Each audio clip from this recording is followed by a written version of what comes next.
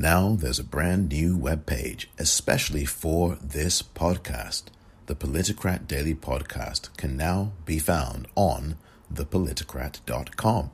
A brand new page that centralizes all of the places that you can listen to this podcast, the major platforms, and many others at thepoliticrat.com. Lots of content that you can see there right now and every single day. So subscribe now to the Politicrat Daily Podcast and make sure you visit thepoliticrat.com. Thank you.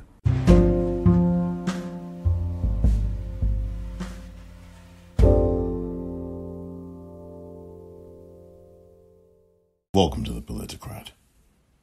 I'm Omar Moore. It is Saturday, January the 23rd, 2021.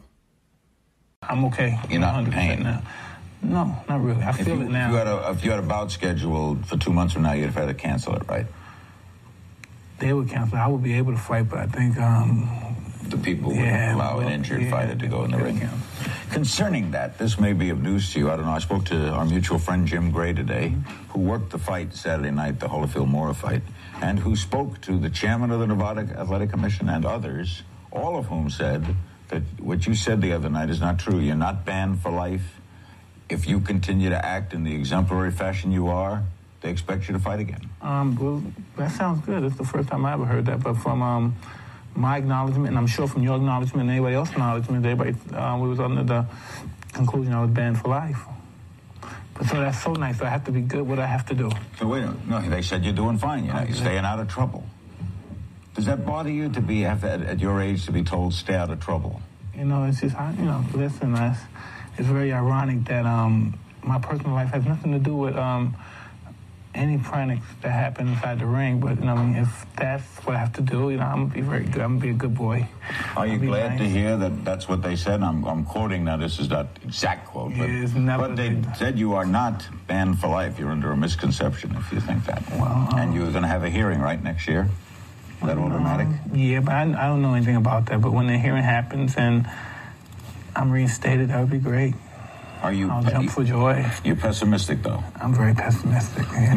That was Mike Tyson with Larry King, who passed away early today in Los Angeles, California. Larry King was 87 years of age. Talk show host extraordinaire, a personality all his own, and one of Brooklyn's finest. Coming up, remembering Larry King. He had been in the business of talk for 63 years. Now, he has left the stage. That and more coming up next.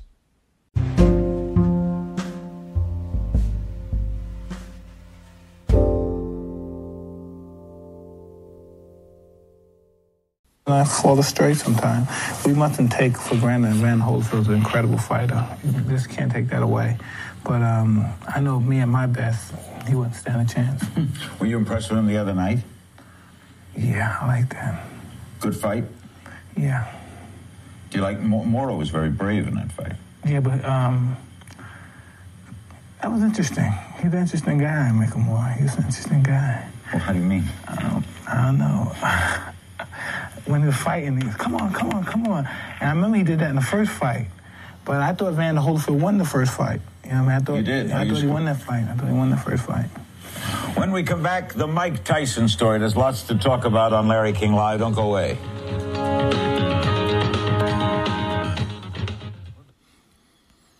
Welcome back. Larry King. From November 12th, 1997, with Mike Tyson, Iron Mike Tyson, who had been not too long released from prison, serving a, I believe, 5-year sentence for rape, as you may remember, of Desiree Washington, But the questions you heard from Larry King were about boxing. I think there was a fight that had been on, and Mike Tyson had been invited on. And he was talking about his life, talking about himself. But that voice of Larry King had that unmistakable tone. And that voice was so synonymous with assurance and confidence. The avuncular, the familiar sound of Larry King will now no longer be heard. Larry King passed away this morning in Los Angeles, California. He was 87 years of age. He passed away at Cedars-Sinai Medical Center from complications due to COVID-19.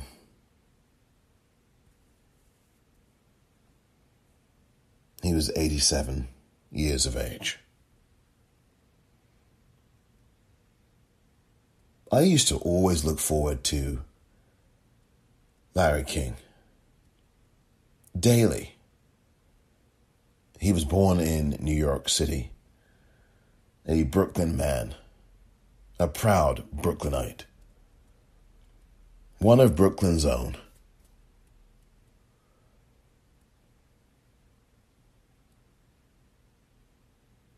Larry King was one of the very best at what he did. He started out really in principle in Miami, Florida. He did some sports radio and then some talk radio, and then grew into the legend that he became, the legend that he was.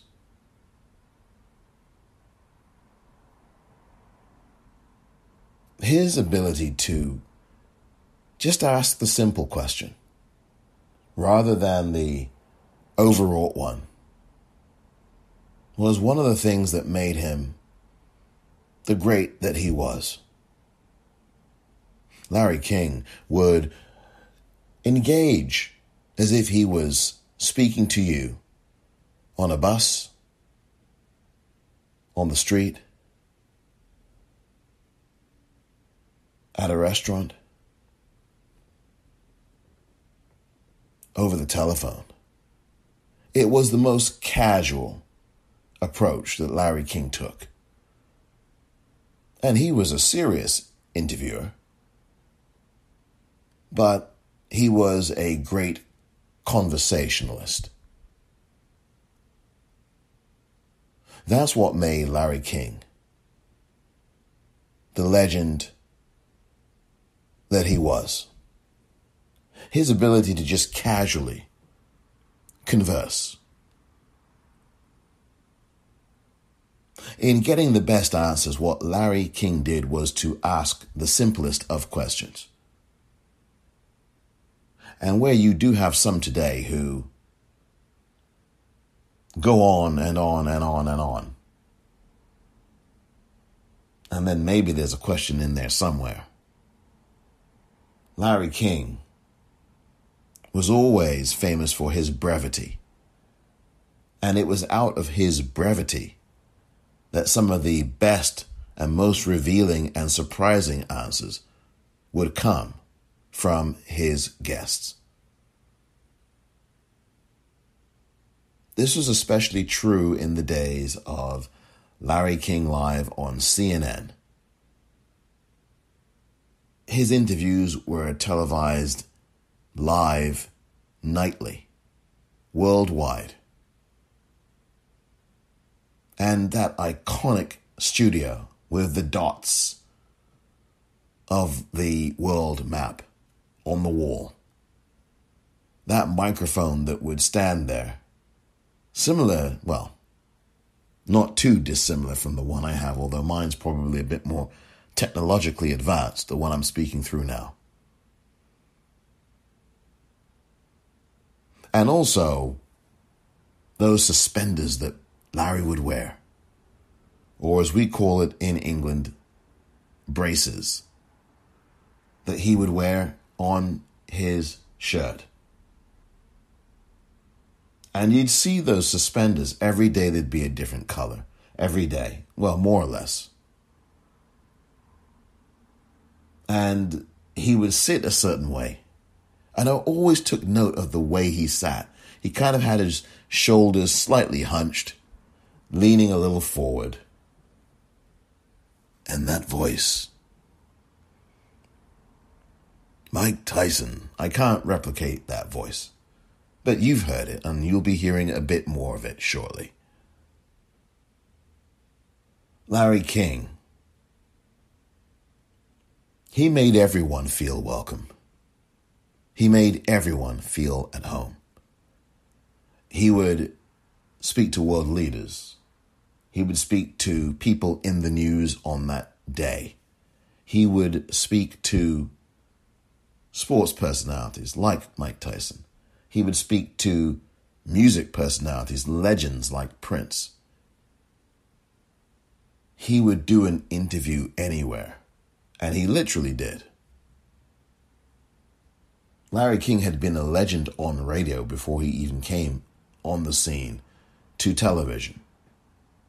But his television career was something that I enjoyed so much. Because you could really see the reaction to his question. And by the way, you could see the way he asked the question. And the question that he would ask would be the one that would be so casual. And yet in some ways, it would also be so obvious. It would be the obvious question. It would be the question that you and I would ask somebody. Whether we had a microphone in front of us or not. Whether we had a podcast or not. Whether or not we had a television or radio show or not. That would be the question that the viewer would want to ask. That was the one. That question. That was the question that Larry King asked, and asked it on a nightly basis.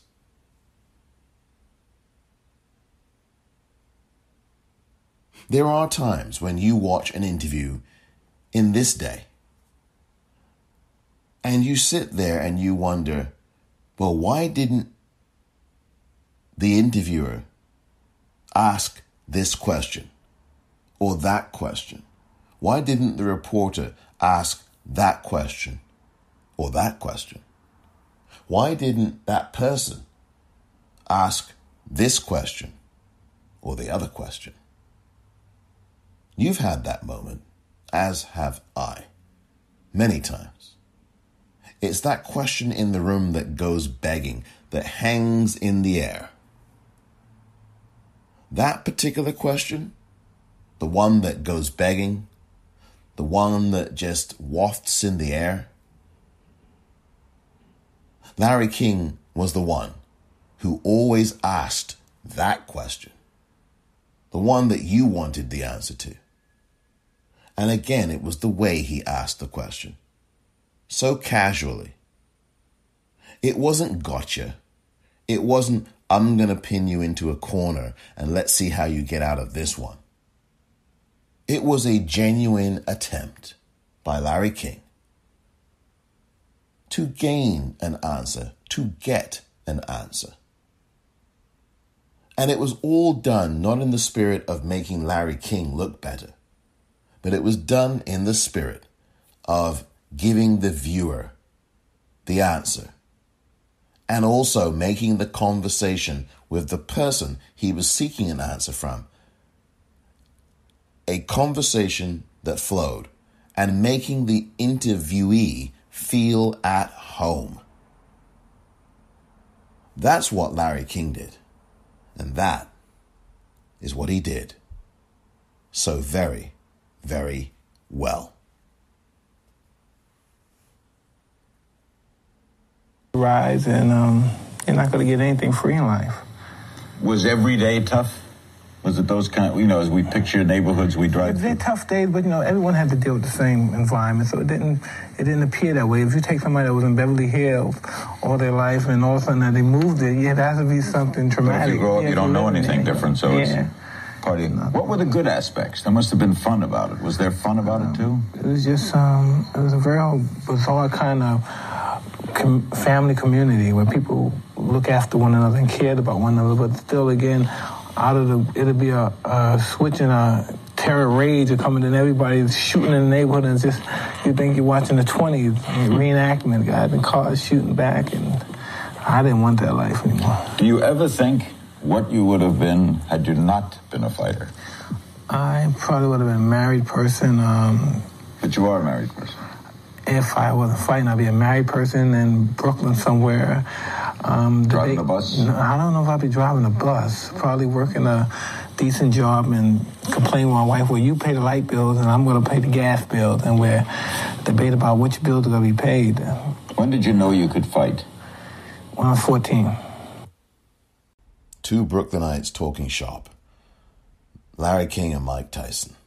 From 1997, in November of that year, on Larry King Live. For somebody who, I really looked forward to Larry King every night. And this was in the era that came during the O.J. Simpson trial. I mean, that was the time that he really, I think, became someone well-known around the world. When daily there were events in that trial, he would talk about them and he would interview legal experts and all kinds of people. And that was one of the times that I think he gained a lot of traction to a lot of people who otherwise would not have tuned in to Larry King on the radio. And Larry King had just such an incredible range of guests. His show, Larry King Live, began in 1985 and went on for a long time. I mean, it was around, I think, 25 or 26 years that Larry King Live went on CNN. And in 1985 it began. And then in 2010 it ended. It was a marvelous program, 1 hour every weekday night. Primetime television, 9 p.m. Eastern Time in the U.S. Larry King had an incredible career and a Brooklyn youngster, a Brooklyn lad, a Brooklyn boy, and proud of it. He would always talk about himself being from Brooklyn, and it was a badge of pride. And of course it would be. Larry King would always joke about himself and be very self-deprecating at times. And he had that wit and that humor. And he had that ability to welcome everybody. And yes, he would exaggerate how great a movie was. He would always look for that pull quote from Larry King that would say that a particular movie was the greatest movie ever. Don't you remember that? And you'd open your newspaper or you'd see an online ad and you would have 4 stars and it would be the best movie ever made. And Larry's name would appear under the quote, and you know that was Larry King indeed. One of the great exaggerators. Or perhaps he genuinely meant it for every movie. And no matter how bad that movie was, you would always see Larry's name. You'd have a chuckle to yourself, as I always would. As I would say, and did say, come on, Larry. Every movie that had his name attached to a quote would always be the greatest ever. Even if it were, think of your worst movie ever. Heaven's Gate. Maybe Wonder Woman 1984. I don't know. I mean, Larry King, he would interview filmmakers, politicians. He interviewed many presidents. I believe he also interviewed, he interviewed so many people. And he would be sure to get that interview first. He would be sure to get that conversation first, whether he did it remotely or whether it was right in front of him in a studio, whether it was in New York or Los Angeles or somewhere else. Larry King would find a way, and he would just talk. This was an era, you have to understand, even before the 1980s, but certainly when he really came to the brilliance of television, he was great in radio long before.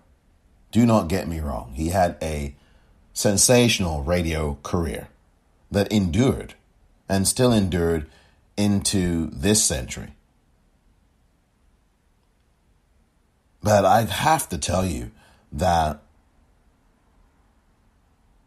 the key signature thing, as I've alluded to before, was his direct questions in a casual way, in a concise manner. And all he was genuinely interested in is a conversation, is getting an answer to a question that you or I might have wanted to ask. He wasn't interested in fighting with the person he spoke to. He wasn't interested in trying to make them look silly. Often they would do that themselves. Larry King's mission was to have a conversation, and by extension, have you in on that conversation so that you could have that conversation with him too. That was what Larry did. And that was, in my view, his greatest gift.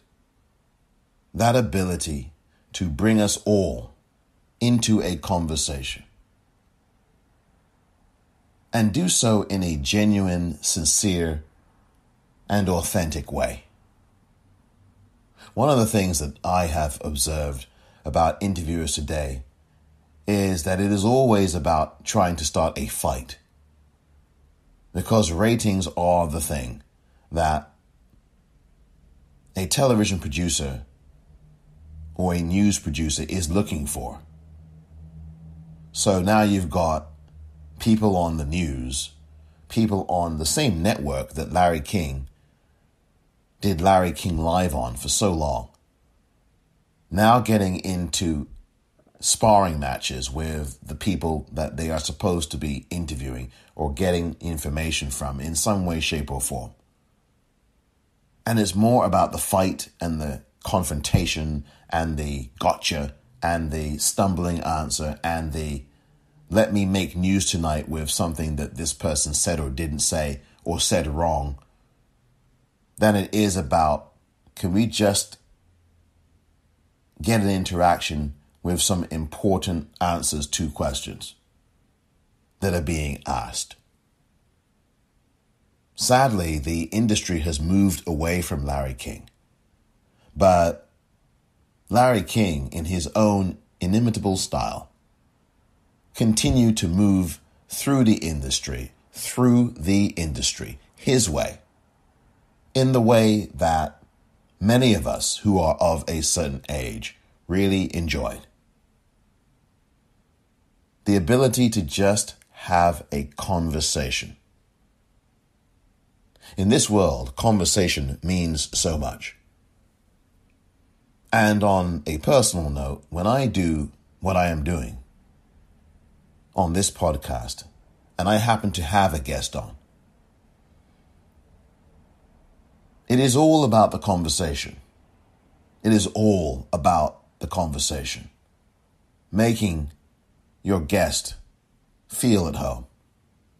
And that's done with a sense of, always with a sense of, genuineness. There is not the attempt to trap somebody.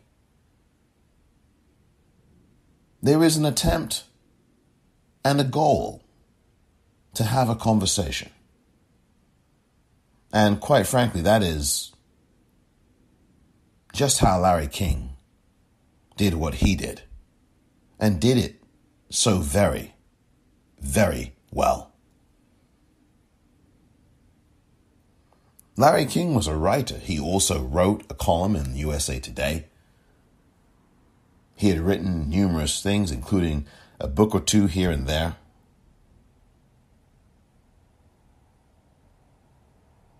Larry King would interview anybody. He would ask a question of a paper bag if he could. And he would have done it with the same kind of genuineness and respect that he always had for his guests, no matter who those guests were.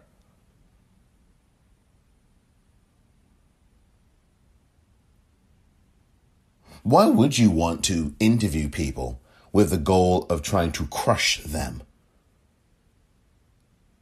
That is what interviewing is these days. For a great many people who do it and are in the business of it, in the profession of it, there is an art to it. But it is a gladiator sport today. And it should never be such.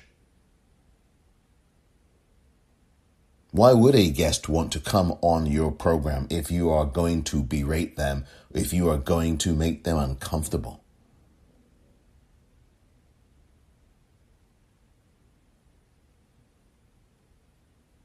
Larry King always made you feel at home. Larry King always was someone that pretty much anybody who was anybody and everybody who was anybody in the world of news and sports and politics and business, entertainment, etc., would want to be seen with, spoken to, and heard from. That's the gift of Larry King.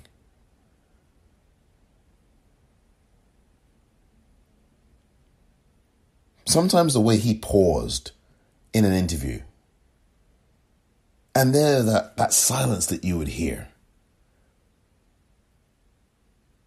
And then he would maybe ask another quick question, or maybe he might withdraw the question.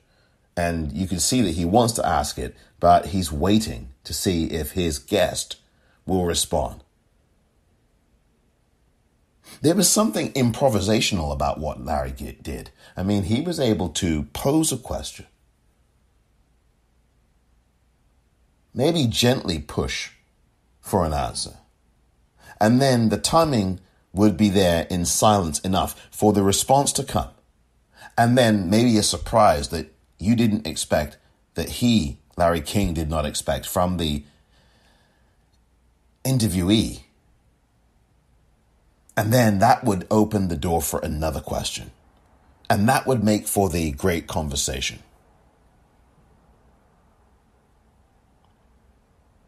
More than 30,000 interviews Larry King conducted. More than 30,000.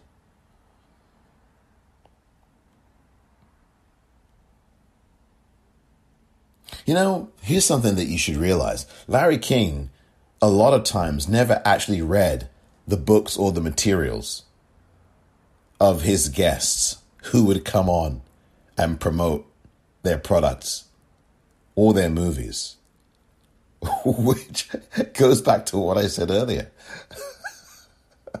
The greatest movie in the history of humankind. Larry King. Somebody who never felt that he knew more than you did as a viewer or a listener, because he wanted to put himself in your shoes.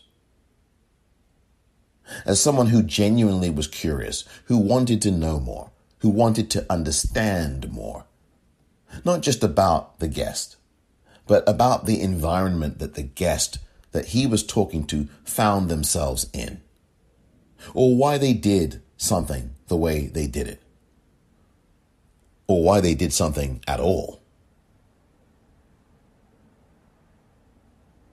Larry King, with his career on radio that spanned decades, his career on television, whether it was Larry King Live or Larry King Now or Politicking with Larry King, all those television programs went on right up to just a few short years ago, months ago.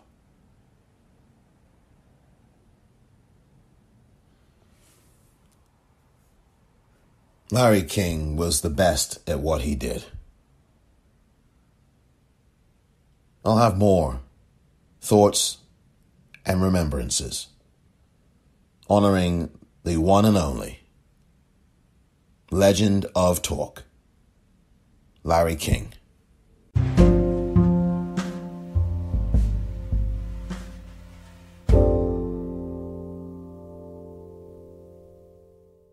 Welcome back. Larry King was one of the all-time greats.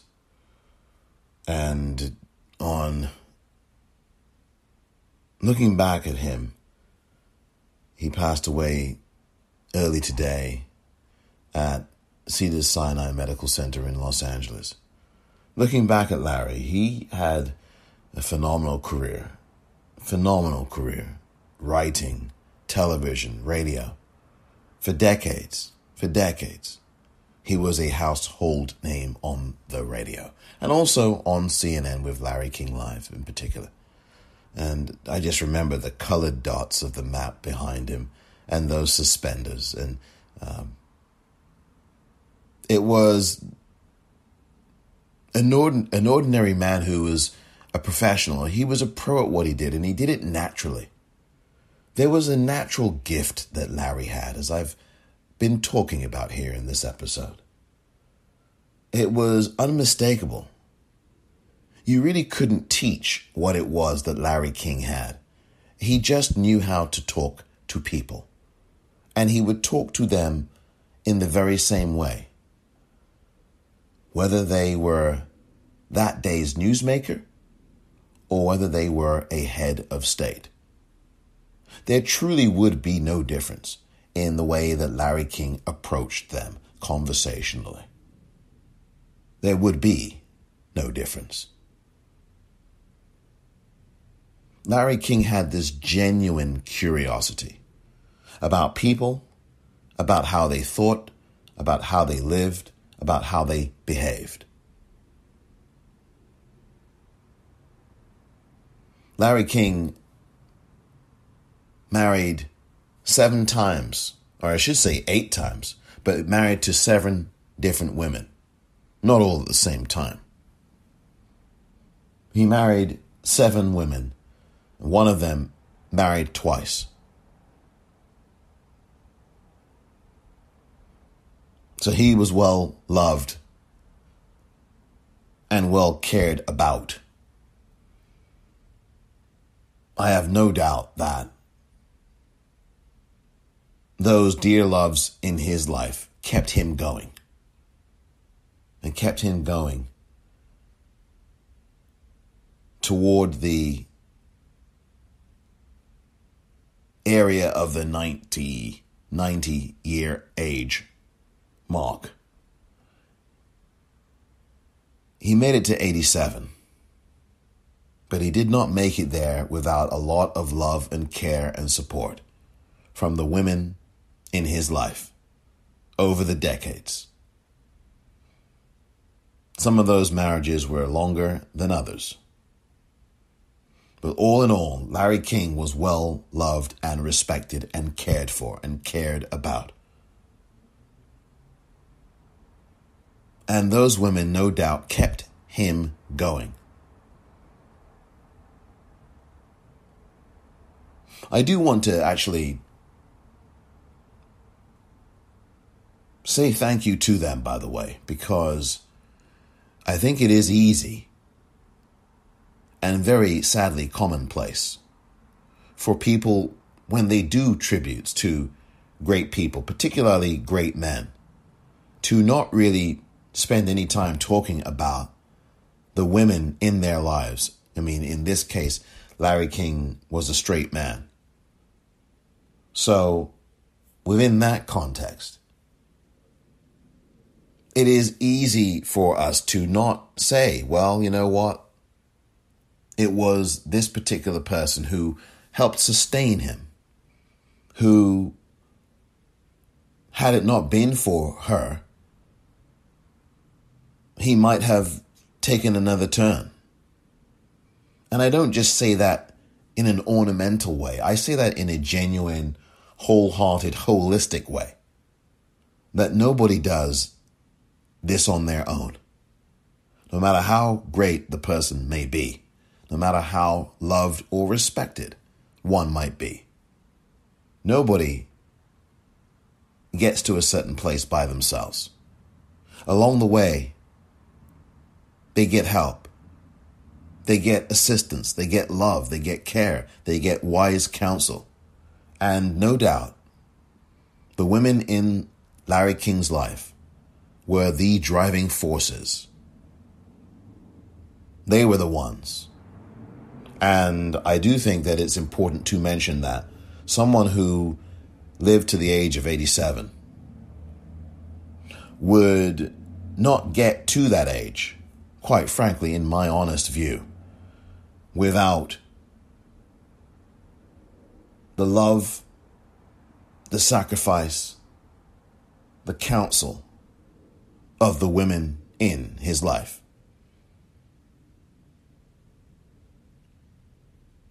And Larry, along the way, married Frida Miller and Annette Kay and Eileen Atkins or Akins, Mickey Sutphin, and Sharon Lepore, Julie Alexander, and Sean Southwick, and all of them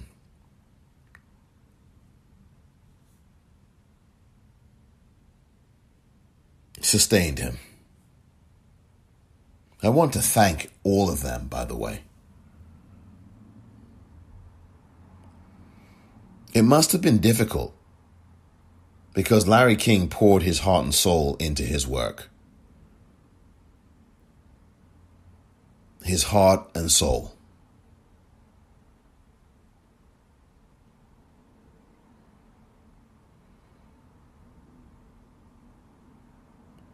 Talk show host, sportscaster, radio show host. Miami, that's where he started. And then he did all kinds of programs. I mean, he had UFO guests on. I mean, he had guests who believed in. He had Uri Geller on, the magician, you know, the guy that would bend the spoon. You remember Uri Geller. If you're of a certain age, you know who Uri Geller was. I mean, everybody who was anybody was a Larry King guest. He'd even been arrested once. I think it was back in the 1970s. And it was for some kind of, I don't know what it was. Someone in his line of work at the time, sports, because I think that was when he was in Miami. And he was arrested for something. I don't know if it was embezzlement or whatever it was, but he was arrested. Yeah, Larry King. That's something that you probably didn't know about Larry. He made these commercials. Remember the commercials? I think those, was it those Omega commercials or something, omega-3 ads? He would make them, these supplements. And again, it was just that voice. You know, if I had to just take one thing, if someone asked me right now, one thing that I remembered most about Larry King, it would be his voice. It really would be his voice. He was on Twitter a lot. He loved that, at King's Things. King's Things. Yeah, you know, that had a ring to it. It sure did. We're back in New York tonight. Never know where we are. This is our Millennium Month on Larry King Live. Tomorrow night, a tribute to Frank Sinatra. He would have been 84 years old this Sunday. We'll replay an interview tomorrow. And among the guests next week will be Ted Turner and Peter Jennings and Jim Carrey and President Gerald Ford and President Bill Clinton. That's all next week. It's a great pleasure to have with us tonight the artist formerly known as Prince, His first album in 3 years has just been released. It's called Rave Unto, The Joy Fantastic. There you see the cover of the CD. And for the artist, the obvious first question is, why 3 years? Well, there's a few things I wanted to get out of my system, mainly the Crystal Ball project, which was a reissue of a lot of the bootlegs that have been coming out all over the world. I'm probably one of the most bootlegged artists out there. I wanted to clean that up and get the real good mixes out, let people hear what they're really supposed to sound like, if ever given the chance to complete them. So that's the reason for this space of time. We did a couple other projects. I was working with Shaka Khan. I did an album with her, Larry Graham. She's terrific. Yeah, she is. What can an artist do about bootlegging?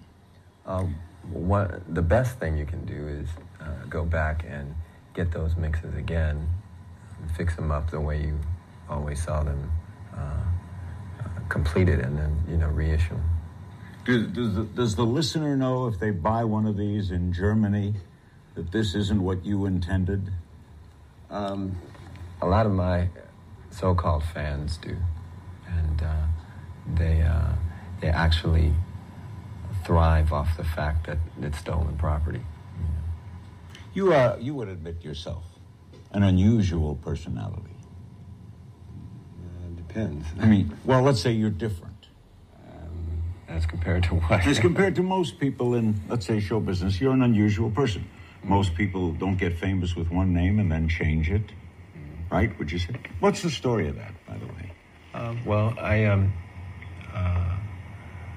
I had searched deep within my heart and spirit, and I wanted to make a change and move to a new plateau in my life. And one of the ways in which I did that was to change my name. It sort of divorced me from the past and all the hang-ups that go along with it. I was, as it's been well chronicled, in deep dispute with my record label.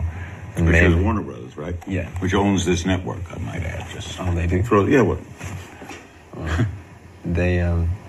We had some issues that were basically about ownership of the music and how often I was supposed to record and things like that.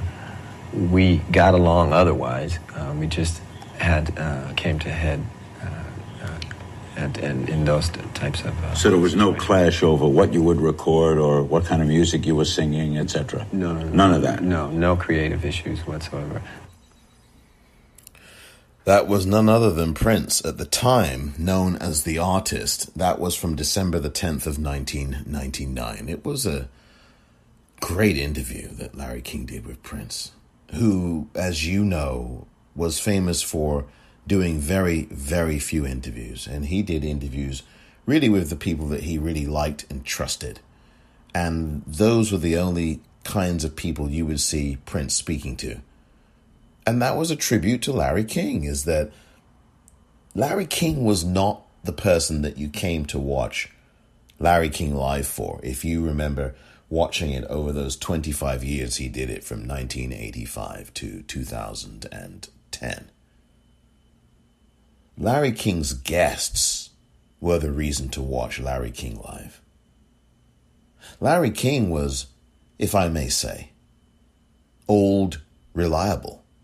You knew what you were going to get from him because he did the procedural thing that he'd been doing for many years. Excuse me. He did the procedural thing that he had been doing for many years. So you knew what you were going to get from Larry.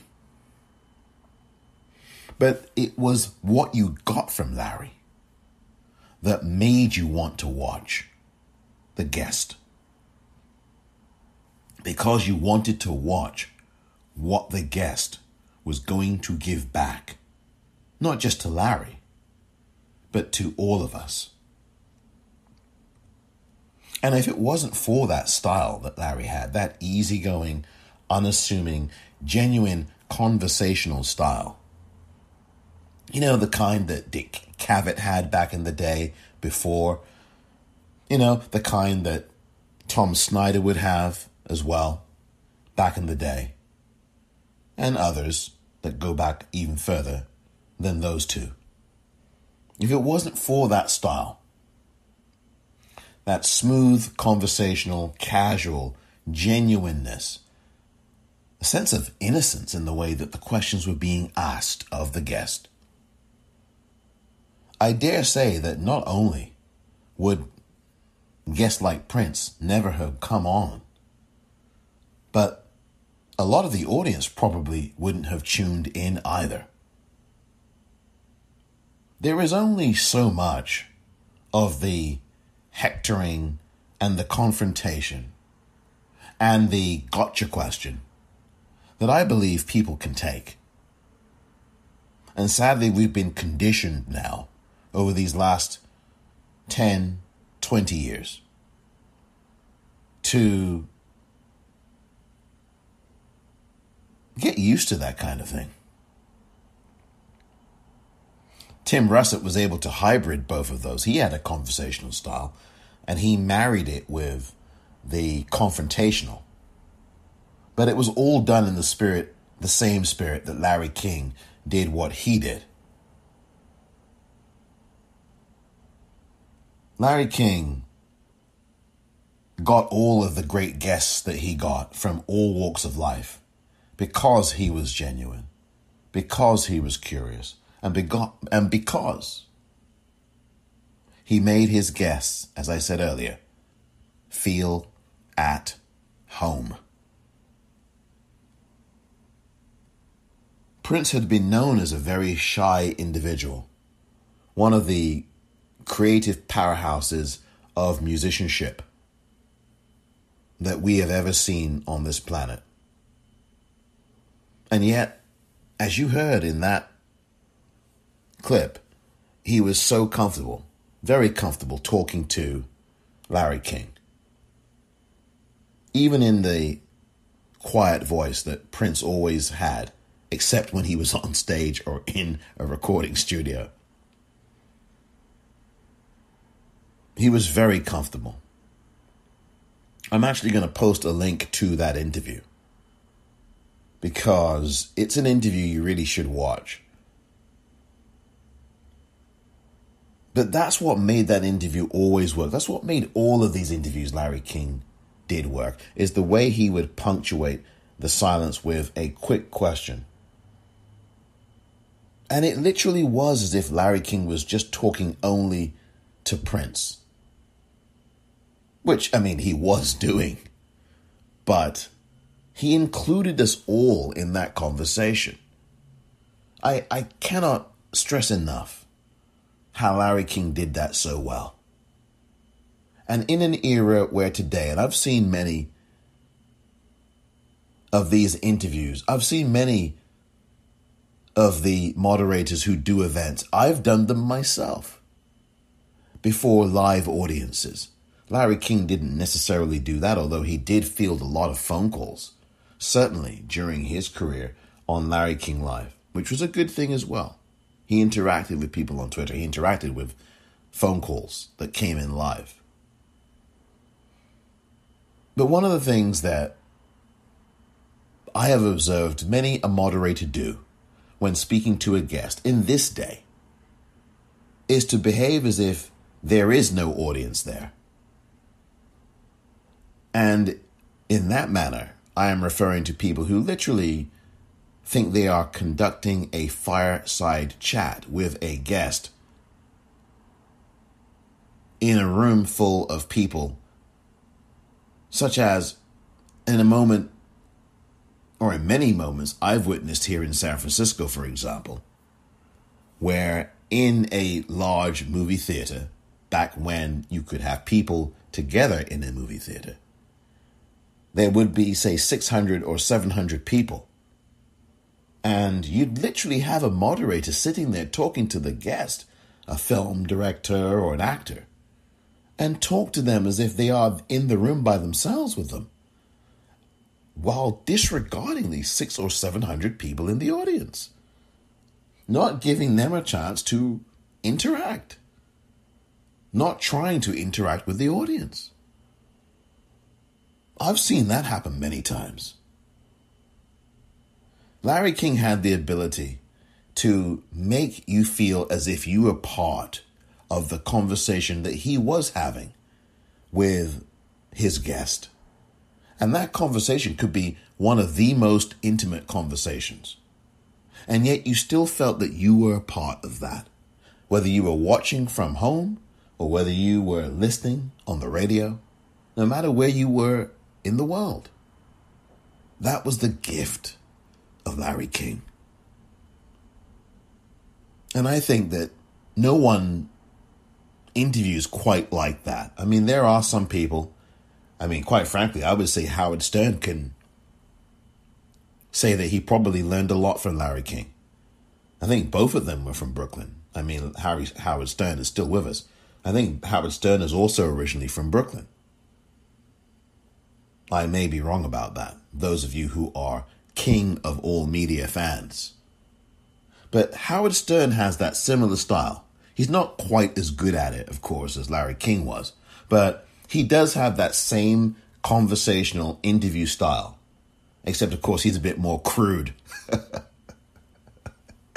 But he does it genuinely, and he does ask those kinds of more crude, I don't know, maybe crude isn't the best word, but the kinds of things that we as human beings do sit there and wonder.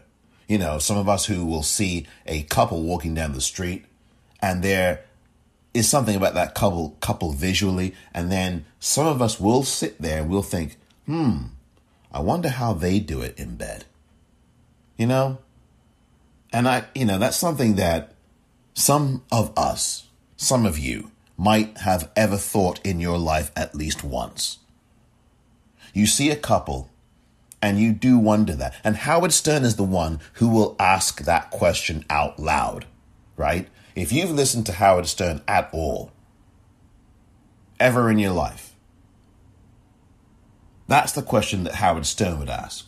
And then he'd go deeper than that. And he'd go on, and he'd go on, and he'd go on. And so Howard Stern, I think, has tapped into a little of that as well. Except he does it on a more R-rated / X-rated type of way. I don't even know if that sounds really old-fashioned to say X-rated. Because I am that old. But really, he is probably somebody who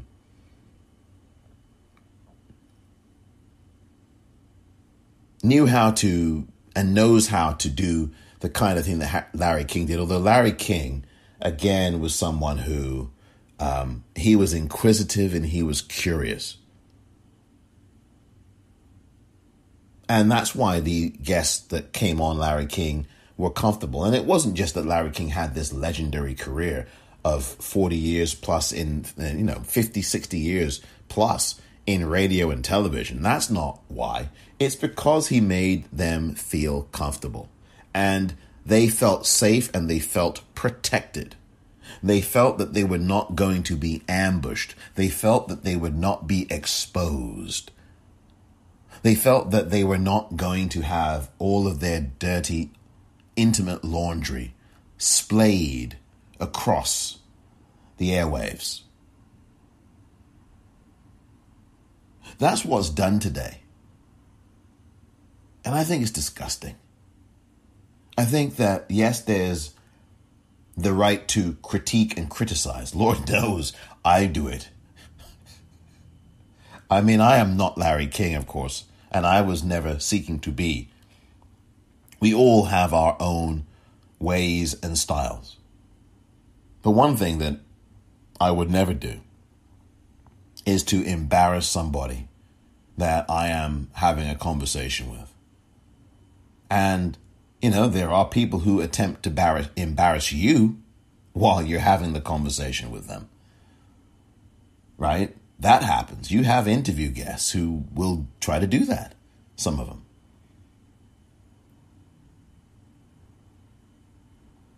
Or disrespect you. And that won't get very far with me. And hasn't. Because they've simply not come back on because I've not asked them to, or because they just will not get an invite from me. And I'm confident enough, even in this stage of a few hundred episodes of this podcast, to say that, because that's just the way it is.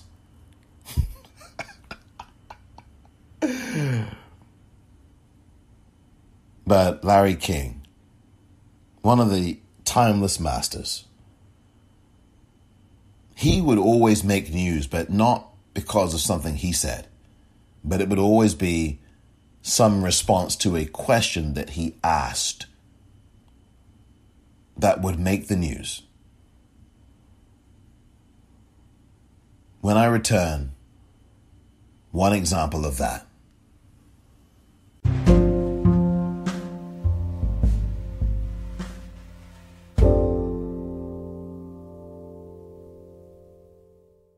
We're back. A couple more phone calls on this very important topic. Our guests are former United States Senator Howard Baker, Richard Allen, former National Security Advisor, and Lois Romano of the Washington Post. San Luis Obispo, California. Hello.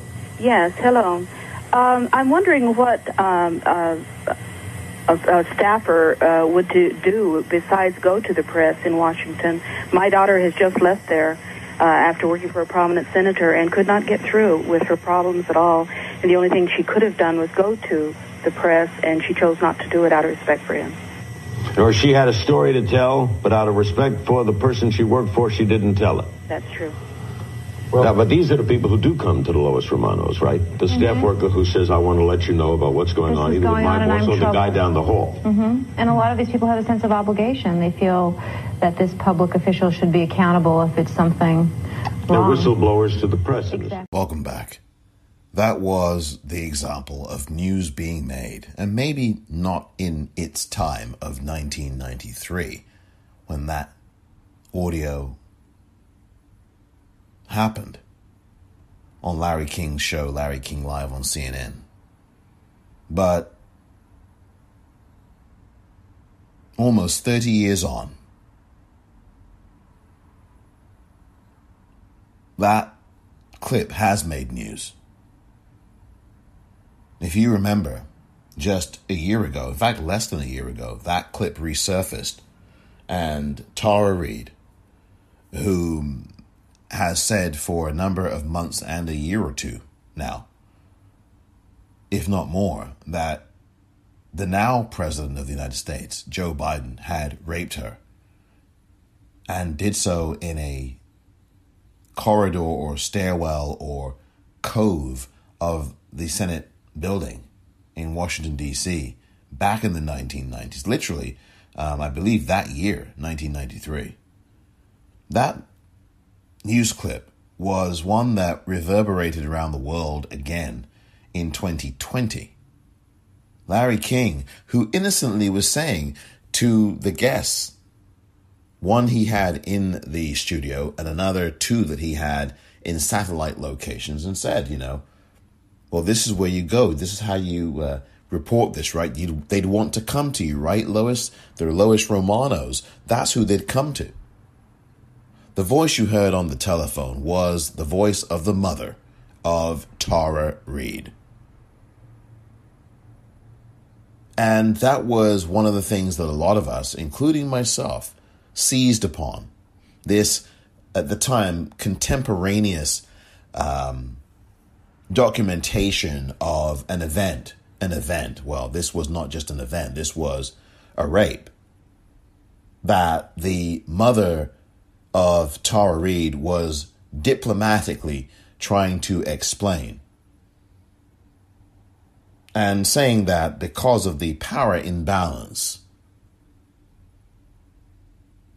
which gave this air of respect to this particular senator from Delaware, Joe Biden,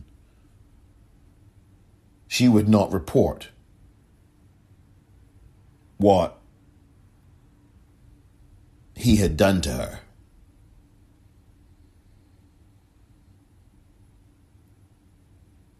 Larry King made news in that way.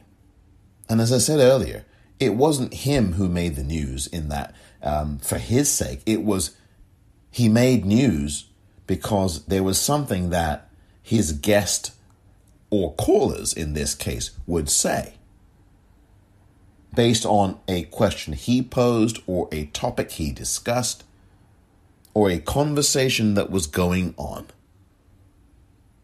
And that was really exhibit A right there. Larry King knew how to make you comfortable. If there was anything I was going to say about Larry King, that would be one of the other things I would say about him.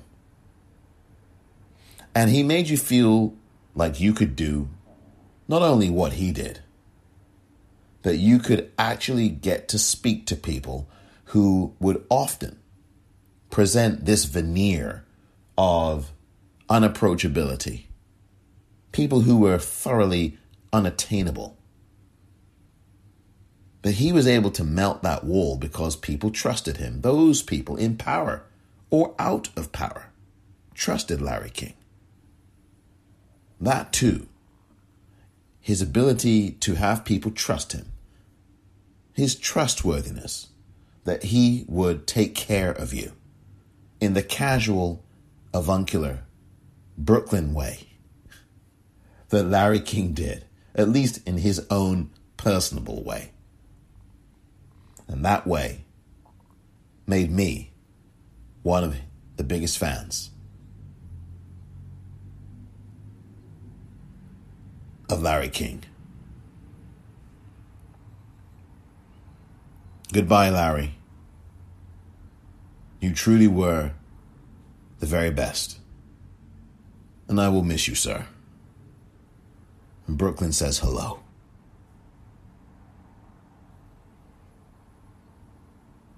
Thank you very much for listening to this edition of The Politicrat. I'm Omar Moore.